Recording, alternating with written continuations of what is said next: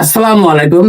প্রাণের খামারিরা যারা আপনারা মুরগি পালন করেন, দেশি মুরগি, সোনালী মুরগি, তারপরে ব্রয়লার, এগুলো যারা পালন করেন তাদের অবশ্যই খামারের ভিতরে এই যে দেখছেন ধানের তুষ অথবা কাঠের গুঁড়া, এগুলো দিয়ে তারপরে তো মুরগিগুলো পালন করেন। অবশ্যই যদি আপনি আদর্শ খামারি হয়ে থাকেন তাহলে এরকম একটি নাংলে অথবা যাদের সামর্থ্য আছে তারা মেশিন কিনে নেবেন এবং প্রতিনিয়ত সারা দিনে 3 বার এইভাবে নাংলে দিবেন।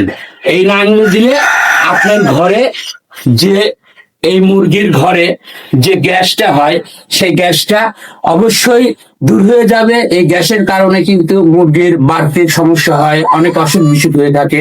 সুতরাং আপনি যদি আদর্শ খামারি হয়ে থাকেন অবশ্যই নিয়মিত 3 বেলা এই নাংলি দিয়ে অবশ্যই সুন্দর করে তুষ অথবা কাঠের গুঁড়াগুলো নাড়াচাড়া দিয়ে দিবেন। আল্লাহ হাফেজ, সবাই ভালো থাকবেন।